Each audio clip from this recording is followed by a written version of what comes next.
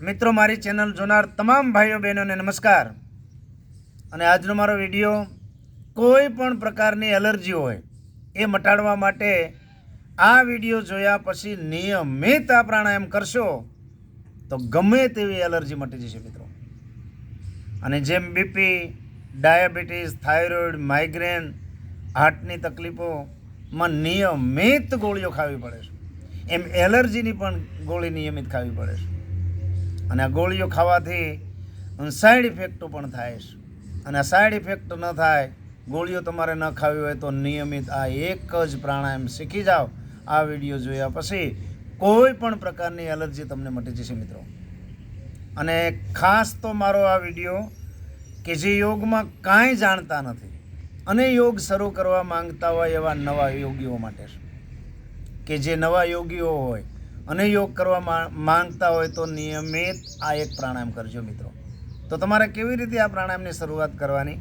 કોઈ પણ આસનમાં તમે બેસી જાઓ, પલાઠી વાળીને બેસો, સિદ્ધાસન, પદ્માસન, વજ્રાસન તમને અનુકૂળ લાગે આસનમાં બેસી શકો. ખુરશી ઉપર બેઠા પણ તમે કરી શકો. હું સિદ્ધાસનમાં બેઠો છું, જ્ઞાન મુદ્રા. કોઈ પણ મુદ્રામાં બેસી જાઓ. આ પ્રમાણે આંખો બંધ કરી શ્વાસ પૂરેપૂરો ભરી લેવાનો.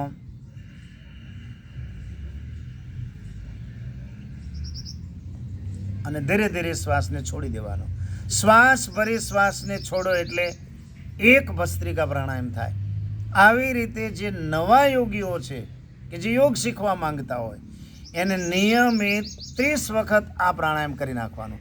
શ્વાસ ભરી શ્વાસને છોડો એટલે એક ભસ્ત્રિકા પ્રાણાયામ. ફરીથી શ્વાસ ભરી શ્વાસને છોડો એટલે 2 ભસ્ત્રિકા. આવી રીતે 30 વખત 30 દિવસ સુધી, 1 મહિના સુધી રેગ્યુલર આ પ્રાણાયામ કરવું જોઈએ. ઘણા મિત્રો એવા હોય છે કે આસનો પ્રાણાયામો એક શરૂઆત એકદમ કરે અને વધારે પડતા આસનો કરી નાખે, પ્રાણાયામો શીખવા માંડી જાય તો એનાથી યોગ તરફ વળી શકતા નથી, નિયમિત કરી શકતા નથી. થોડાક દિવસ કરે મૂકી દેતા હોય છે. પણ આ એક જ પ્રાણાયામ તમારે કાંઈ કરવાનું નહીં. આ પ્રમાણે શ્વાસ ભરી પૂરેપૂરો શ્વાસને ભરી લેવાનો, પૂરેપૂરો શ્વાસને છોડી દેવાનો. પણ ધીરે ધીરે શરૂઆતમાં તમે 10 કરો, ધીરે ધીરે 15, 20, 25 એમ નિયમિત 30 વખત સવારે નરણા કોઠે આ પ્રાણાયામ કરી લો. શક્ય હોય ને તમારી પાસે ટાઈમિંગ હોય તો સાંજે પણ કરી શકો છો. બંને ટાઈમ, સવાર અને સાંજ બંને ટાઈમ 30 વખત ખાલી આ એક જ પ્રાણાયામ કરશો તો તમે યોગ તરફ વળશો મિત્રો. અને તમને ખ્યાલ આવશે 30 દિવસમાં આનો શું લાભ થાય એનો પણ તમને અનુભવ થશે. હવે જેને એલર્જી છે, એલર્જી મટાડવા માટે તમારે શું કરવાનું? તો 20 વખત આ ભસ્ત્રિકા પ્રાણાયામ કરવાનું. શ્વાસ ભરી શ્વાસને છોડો એટલે 1. આવી રીતે 20 વખત આંખો બંધ રાખી શ્વાસ ભરી છોડી આ રીતે 20 વખત પ્રાણાયામ શરૂઆતમાં તમારે કરવાનું, આંખો બંધ રાખીને આ પ્રમાણે. અને આ 20 વખત પૂર્ણ કર્યા બાદ 3 વખત 5 વખત 3 વખત કરો તો પણ ચાલશે અને 5 વખત કરો તો અતિ ઉત્તમ. 5 વખત કુંભક કરવાનું. 20 વખત આ પ્રાણાયામ કર્યા બાદ 5 વખત કુંભક. કેવી રીતે? શ્વાસ ભરી રોકી રાખવાનો,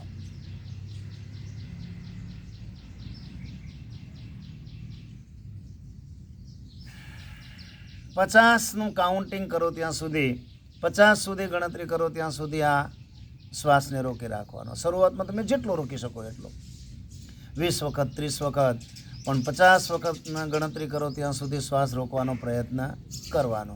આવી રીતે 5 વખત કુંભક કરવાનું. શ્વાસ ભરી શ્વાસને રોકી રાખો અને મનમાં ગણતરી કરવાની, આંખો બંધ રાખીને. શરૂઆતમાં 20 ધીરેથી અને 20 ભસ્ત્રિકા પ્રાણાયામ પૂર્ણ કર્યા બાદ આ 5 વખત તમારે કુંભક કરી લેવાનો. અને કુંભક કર્યા પછી આંખો તો બંધ જ રાખજો. ઝડપથી 50 સુધી શ્વાસોશ્વાસની પ્રક્રિયા કરવાની. કેવી રીતે? આવી રીતે.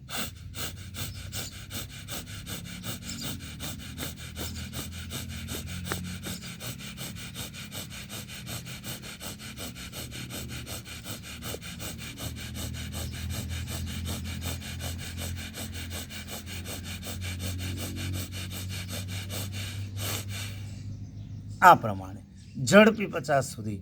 અને 50 સુધી ઝડપી શ્વાસોશ્વાસની ક્રિયા કર્યા બાદ 5 વખત ધીરેથી.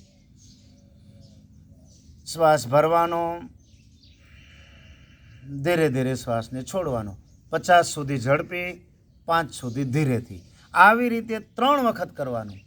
આ પ્રાણાયામ આવી રીતે 50 વખત ઝડપી, 5 વખત ધીરેથી, 50 ઝડપી, 5 ધીરેથી, એ રીતે 3 વખત ભસ્ત્રિકા પ્રાણાયામ. અને ભસ્ત્રિકા પ્રાણાયામ જ કહેવાય. 20 વખત ધીરેથી ભસ્ત્રિકા, શ્વાસ ભરી શ્વાસને છોડો 20 વખત, અને આંખો બંધ રાખવાની. પછી 5 વખત તમારે કુંભક કરવાનું. શ્વાસ ભરી શ્વાસને રોકી રાખવાનો 50 ગણો ત્યાં સુધી. 20 ભસ્ત્રિકા ધીરેથી, 5 કુંભક, અને કુંભક કર્યા બાદ આ ઝડપી શ્વાસોશ્વાસની ક્રિયા તમારે 50 સુધી કરવાની. 5 વખત ધીરેથી, 50 વખત ઝડપી, એવી રીતે 3 વખત કરી નાખવાનું. 7, 8, 10 મિનિટ જેવું થશે તમને. અને નિયમિત તમે આ 10 મિનિટ ફાળવશો એટલે મારી ગેરંટી છે કે ગમે તેવી એલર્જી મટી જશે. ઘણાને શરદીની એલર્જી હોય, વારંવાર શરદી થઈ જતી હોય, અને વારંવાર તાવ આવતો હોય, છીકો આવતી હોય, આ બધી એલર્જીઓ છે. શરીરની અંદર ઉત્પન્ન થતી બધી એલર્જીઓ છે. આ એલર્જીઓના ટીકડા ખાવા, શરદીને ઘણા મિત્રો એવા મળ્યા છે કે શરદીની નિયમિત ટીકડા ખાતા હોય છે, ગોળીઓ ખાતા હોય છે. તો ગોળીઓ ખાવી એના કરતાં આ પ્રાણાયામ તમે શીખી જાઓ, બહુ ફર્સ્ટ ક્લાસ. જો શરૂઆત તમે ધીરેથી કરશો અને આને નિયમિત અપનાવશો તો એલર્જી તો મટી જ જશે મિત્રો. એલર્જીની તો ગોળી છે આ, અને બીજા ઘણા બધા લાભ થશે. બીપી, ડાયાબિટીસ, થાઇરોઇડ, માઇગ્રેન, હાર્ટની તકલીફોવાળાને પણ રામબાણ છે આ પ્રાણાયામ. આ એક જ પ્રાણાયામ અપનાવી એલર્જી તમે જડ મૂળમાંથી નાબૂદ કરી શકશો. હા, થોડોક સમય લાગશે, 10 દિવસ, 15 દિવસ, મહિનો, અને રેગ્યુલર કરશો એટલે ધીરે ધીરે એલર્જી મટી જશે. અને ગોળીઓ તમારે ખાવાની કોઈ જરૂર નહીં પડે મિત્રો. માથાનો દુખાવો મટી જાય. જબરજસ્ત છે આ પ્રાણાયામ ભસ્ત્રિકા. આ પ્રાણાયામ કરી તમે એલર્જીમાંથી છુટકારો મિત્રો મેળવી શકશો. અને આ વિડીયો તમને ગમે તો લાઈક કરજો, શેર કરજો, સબસ્ક્રાઈબ કરવાનું ભૂલતા નહીં મિત્રો. નમસ્કાર.